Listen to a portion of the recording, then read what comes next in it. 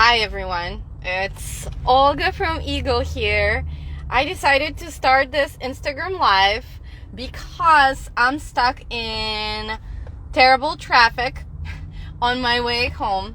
And lately, since I have a baby, I'm really trying to use all my time really productively. And this time in traffic can be used for listening to art lectures, maybe making some voice memos about future articles that I want to make and things like this. But since this is incredibly slow, I can even record a whole video for you. And one thing that I've been thinking to share with you about is how would I plan the stay in St. Petersburg if one of my friends decided to come, right? If I had to make somebody's stay in St. Petersburg as close to just like how locals live, as filled with little hidden gems and local secrets as possible. So I thought, I'd share if a friend of mine came to St. Petersburg and said, show me around, show me the best things, take me to the best places, in your opinion, what would I do? So let's start with the fact where I would maybe offer my friends to stay, besides my own home, of course, and which hotels I personally prefer. I really like boutique hotels, and my favorite ones are Art Hotel Rachmaninov on Kazanskaya Street. This hotel is an art gallery as well, and each room is unique, and on top of that they hold exhibits of local artists there. Another one is called Hermitage Hotel. So it's spelled like Hermitage but without an H, and it's located in a former mansion of a mistress of Paul I. I also like a boutique hotel that is called Casa Leto, Leto. Finally, if you're willing to spend a little bit more money on your stay but still want kind of like a personal touch of a boutique hotel, I also like a place that is called Pushka Inn. It's a boutique hotel located really close to the former house of Alexander Pushkin, hence the name. And they have incredible service. They often are number one on TripAdvisor, and I highly recommend them. And of course, the first night that my friends would spend in St. Petersburg, I would of course take them out to dinner. And I think that the best meal for your first night in St. Petersburg would be a Georgian meal, because when you order Georgian food, you can just have such a wonderful spread of things, and you can really eat slowly, and you can just like savor everything, have some amazing Georgian wine, have all the different appetizers. I definitely would order khachapuri, which is their cheesy bread. I would order hinkali, which is dumplings with a variety of meat, different dips, which they call phali, grilled meats, and of course Georgian wine. So I would start with a dinner where my friends would get to sample all the different Georgian flavors. Then I would take them out to have some drinks, and I would definitely do that on our restaurant street that is called Rubinsteina Street. Some people say Rubinstein Street, and there are so many beautiful little local bars. And assuming that my friends come to St. Petersburg in the summer, which is a really common time to come, there would be also lots of summer terraces there, and we just enjoy that as well. There are wine bars. There is a wonderful Cuban restaurant called O Cuba, and even if you don't eat there, they have really fun drinks. There's certainly lots of places to enjoy craft beer, and you can really just spend, whole night there on Rubinstein Street. I really like a bar that is called Fiddler's Green. It's kind of stylized as a sailor's bar, and it's just a really, really fun place. And since, my friends are probably tired from a long journey and a late night out, I would say that I would offer them to sleep in the next day and maybe, start our day around noon-ish. And for me, in St. Petersburg, what I love to have for breakfast is local pastries. This is something that I really miss when I'm in America. There is a wonderful chain of bakeries called Boucher, and I have my favorite things there that I always get, which is a raspberry Danish with pistachios. It's delicious. If you are craving something a little bit more savory, I really like their mashed potato and bacon Danish. It's delicious. It has spinach in it too, so I highly recommend that. So I would maybe take my friends there for kind of late breakfast, early lunch. Boucher Bakeries also have salads and soups and sandwiches, so if you're not a fan of pastries, you can do that too.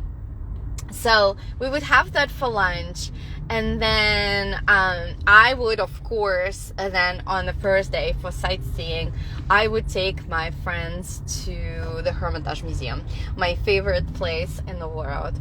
And because that would be sort of around the afternoon, I would start our exploration actually not with the main complex of the Hermitage, but with the general headquarters building.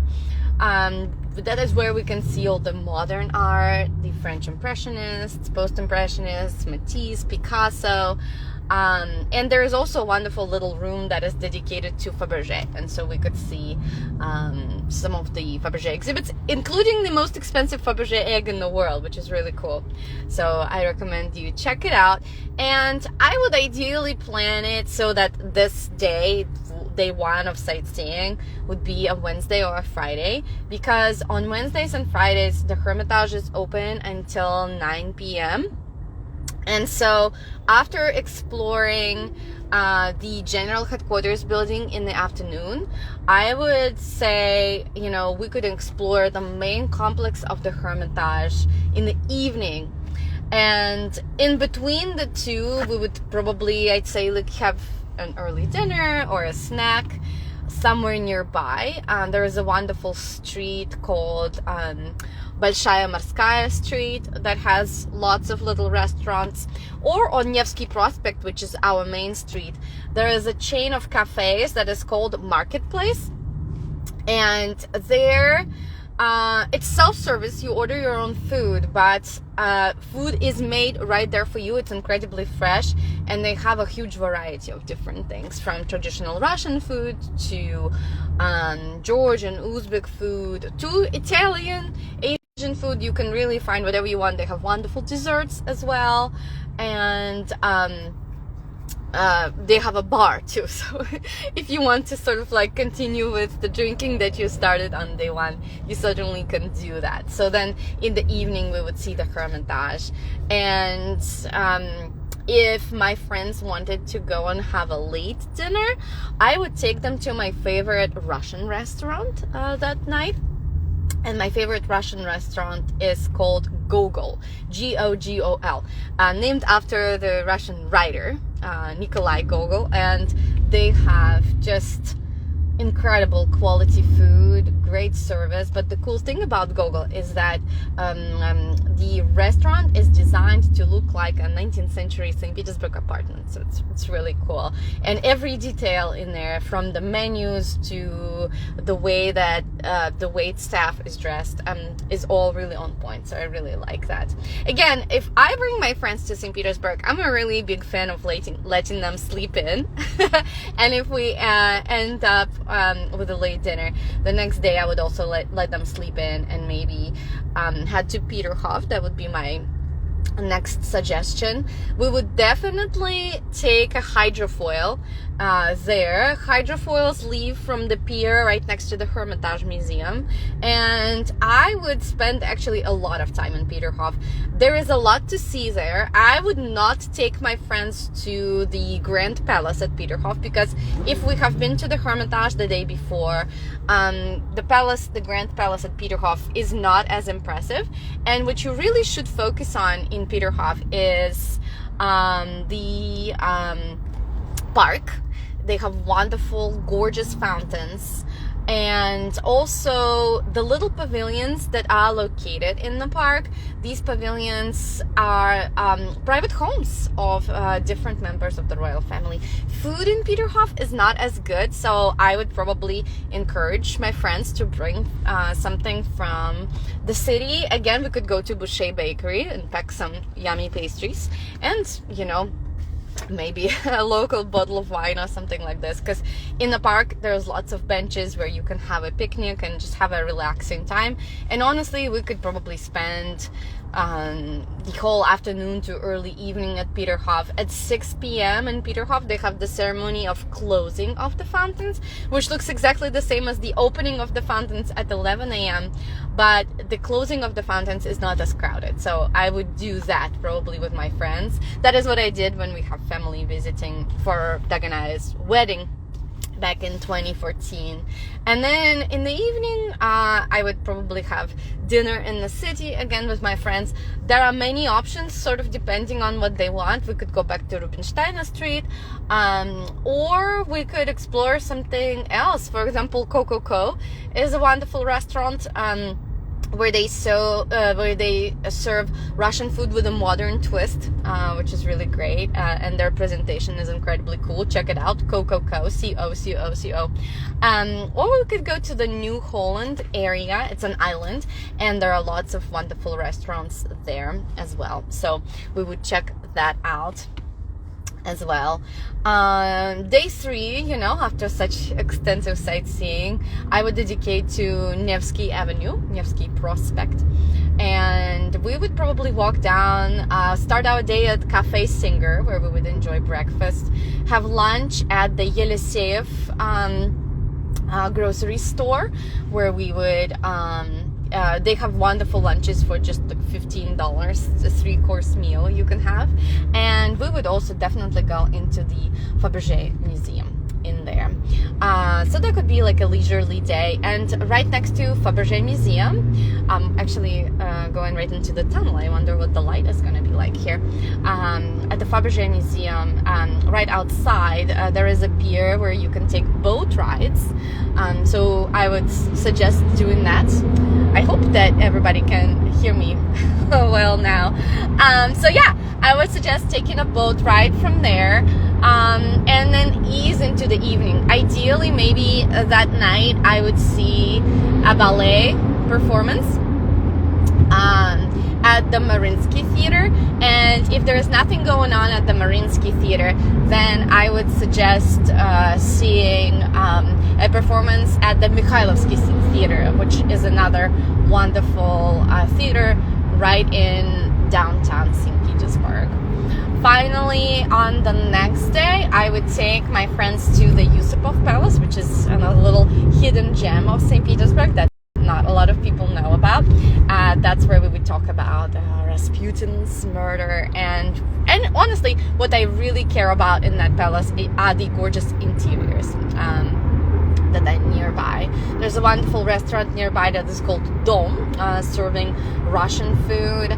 Another site that is right next to the Yusupov Palace is St. Isaac's Cathedral, and we would go inside the cathedral, but we would also go up the colonnade and see a gorgeous view of St. Petersburg.